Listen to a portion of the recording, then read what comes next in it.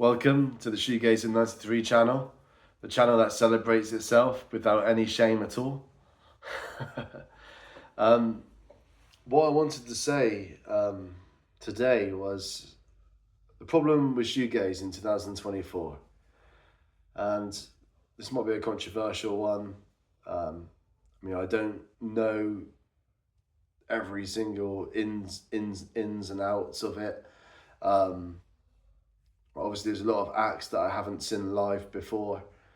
But my take on shoegaze, if there's one problem with it in 2024, apart from the fact that some people feel that it's kind of stagnated and we're kind of doing the same thing, going around the merry-go-round, recreating the same sounds all the time. What's the word? My gripe is that the lack of danger, I think, in the modern shoegaze sound. I think there's a real lack of danger that was initially there in the first wave in the late 80s, early 90s. And I think, obviously, if you want aggression, go ahead, listen to metal, hard rock, that kind of thing. But you got to remember, it started off as a really noisy genre, and the thing is that shoegaze, it blended danger with beauty.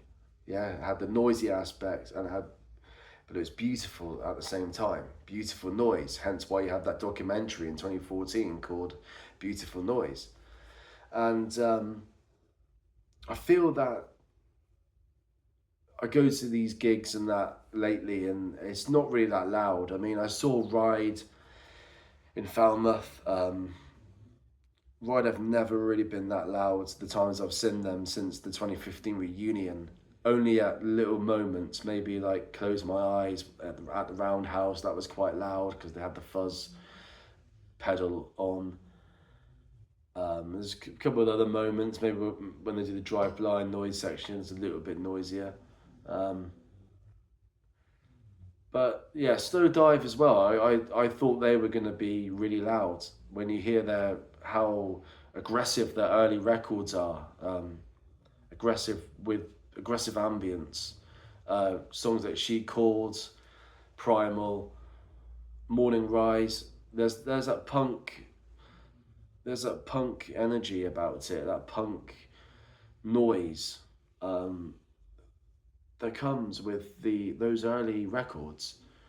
And of course, yeah, those bands are older now, so I guess you would expect them to be a bit quieter these days with tinnitus kicking in and just old age in general kicking in. But I mean, I don't know about the young bands. I mean, I've seen some, obviously, but they've never been overly loud. And yeah, you might be saying like it's not all about volume; it's more about accuracy and stuff like that, which is a fair point. But for me, shoegaze was all about it has like a punk rock attitude in terms of just being really noisy, and I think shoegaze thrives on noise. That's basically, I'd hit the nail on the head there. Definitely, that's what I'm trying to get to, is that the beauty resides in the noise. So I believe that the noisier a shoegaze song is, the beauty comes out more. It enhances the beauty and the whole surround sound experience. Just the whole volume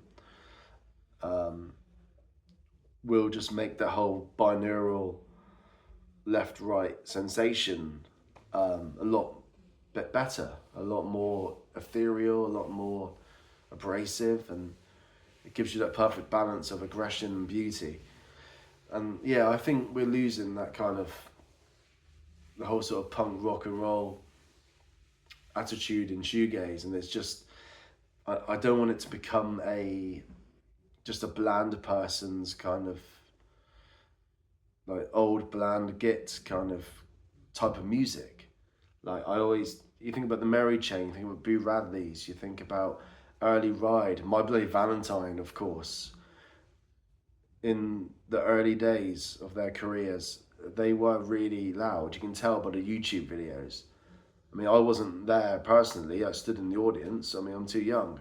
But judging by YouTube and the a lot of the MP3s that I've downloaded, like from that era, I've got like a few live performances on my laptop, and the audio from those live performances, it just seems really gritty, and yeah, it's just definitely a bit more of a danger aspect to those bands' earlier sounds.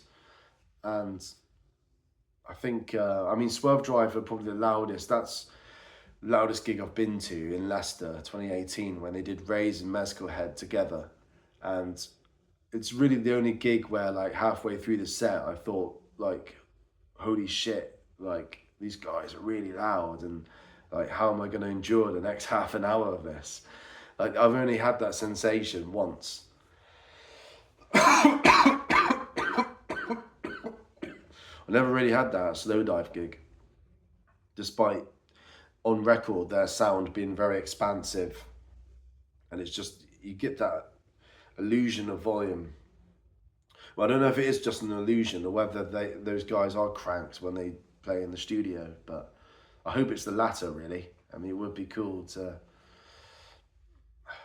for the legend to be real.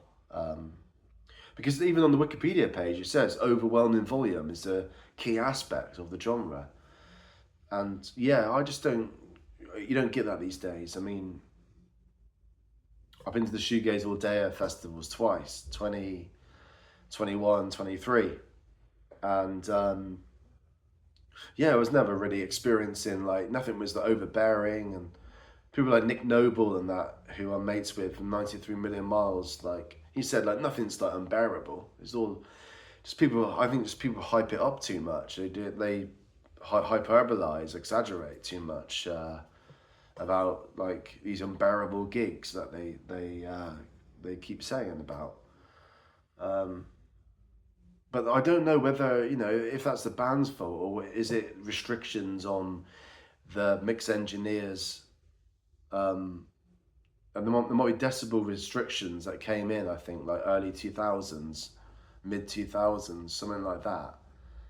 So, yeah, it might be the bands, it might be just the regulations, the rules and regulations. It might be just the mixers don't really interpret the genre that well. Like, you get some people just have an idea that it's just, everything's just super relaxed about it, which is not. It's meant to be that kind of yin and yang, isn't it? Of the whole juxtaposition of being this abrasive noise, but with this beautiful sustain ambience to it. So yeah, that's my only gripe really about modern shoegaze. I think if there is a problem, I would say that kind of sensation of the volume, the noise of gigs has decreased, I feel. But yeah, maybe a lot of you older guys might correct me, and you might say actually they're no quieter than what they used to be in the early 90s or something. But I mean, of course, there's Place to Bury Strangers. I mean, there are really loud bands still, of course. I'm not disputing that. But, Place to Bury Strangers, that's noise rock. That's a bit different, because that's without song structure, basically, from what I know about that genre. Noise rock is more like it's not really based on like usual song structures. So yeah, tell me what you think, guys. I'd like to hear your thoughts on that. Cheers, peace out.